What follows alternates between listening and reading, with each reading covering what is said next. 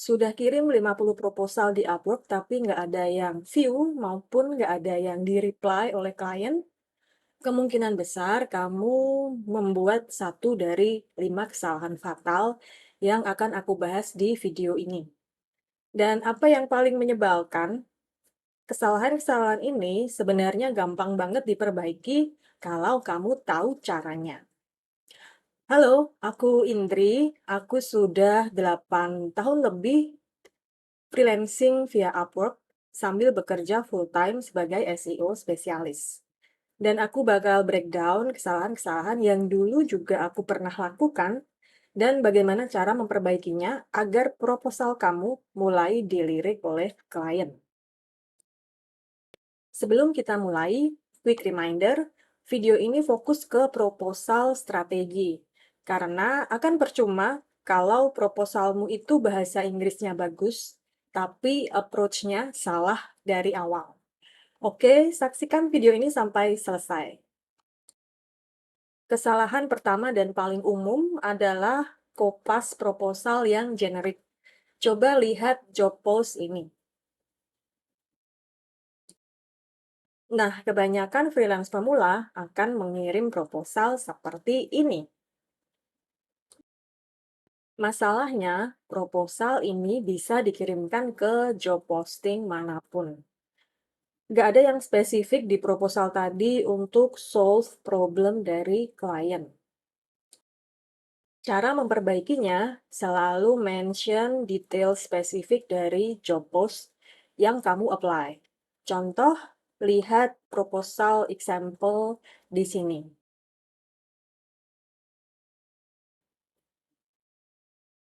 Sudah tahu perbedaannya?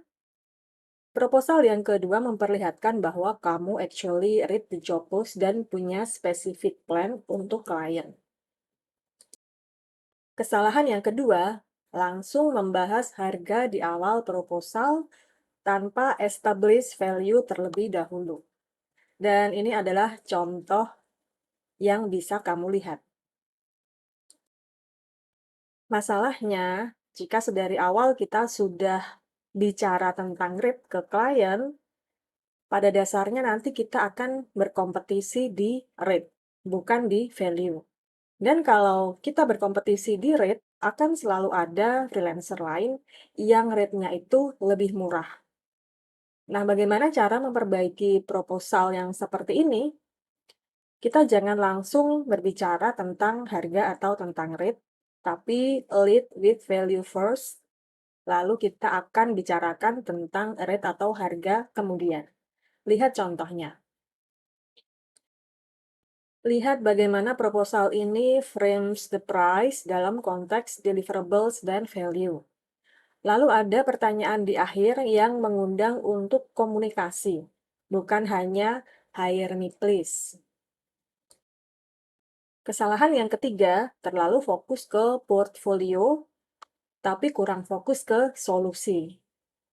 Contoh proposal yang terlalu fokus ke diri sendiri adalah yang seperti ini.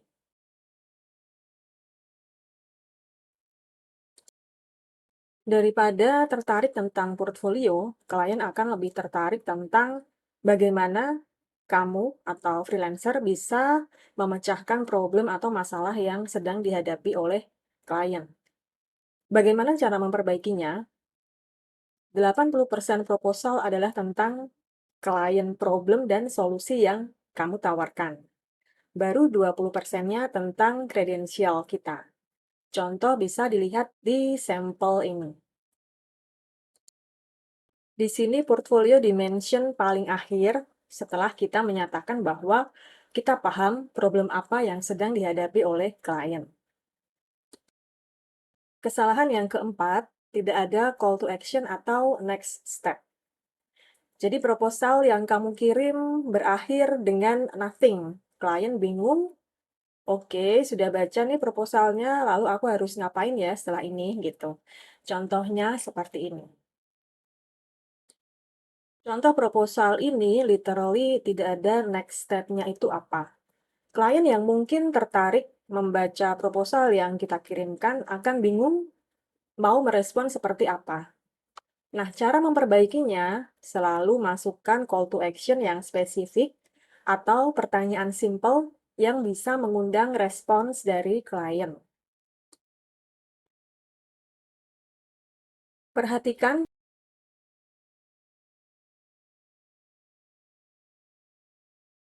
bagaimana semua option ini lower the barrier buat klien respon. Sangat spesifik, actionable, dan tidak pushing gitu ya, tidak demanding supaya hire me seperti itu.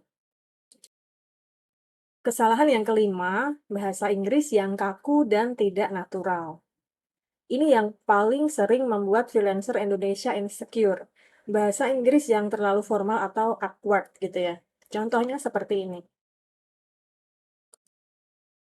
Proposal ini terdengar seperti kita apply job di United Nations, bukan freelance project. Clients di Upwork mengharapkan percakapan yang profesional, bukan formal. Nah, bagaimana cara memperbaikinya? Tulis proposal seperti saat kamu berbicara dengan rekan kerja. Bisa lihat bedanya? Proposal yang terakhir terdengar seperti percakapan antar manusia gitu ya, friendly, profesional, dan relate. Fun fact-nya, klien seakan lebih memilih style yang friendly seperti ini karena memperlihatkan bahwa kita mudah dan bisa untuk diajak berkomunikasi. Oke, ini adalah summary-nya. Jadi 5 kesalahan fatal yang harus kamu hindari pada saat berkirim proposal di Upwork. Yang pertama, hindari generic kopas proposal. Lalu yang kedua, lead with value instead of price. Yang ketiga, fokus ke solusi untuk klien, bukan ke diri sendiri.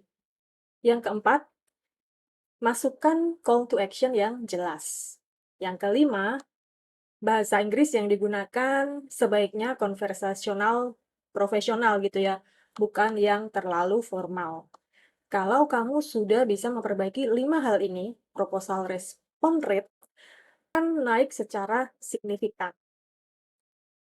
Kamu mau mempelajari lebih dalam tentang bagaimana cara research client needs, atau bagaimana cara mengetahui kebutuhan klien itu apa gitu ya, bagaimana struktur proposal yang oke, dan terutama bagaimana cara berkomunikasi menggunakan bahasa Inggris dengan percaya diri, meski bahasa Inggris kamu tidak fluent. Aku akan mengadakan webinar series, 6 kali webinar yang secara spesifik akan mengcover semua hal ini. Link ada di deskripsi dan untuk harga super affordable. Buat kamu yang berpikir, "Alah, ujung-ujungnya jualan," gitu kan ya. Oke, meskipun kamu nggak join webinar, nggak masalah, tapi coba implementasikan 5 tips yang ada di video ini dulu. Kamu akan melihat perbedaannya nanti. Nah, kalau kamu ada pertanyaan, drop di kolom komentar, atau kamu juga boleh share kesalahan proposal yang pernah kamu buat. Mari belajar bersama dan sampai jumpa di video berikutnya.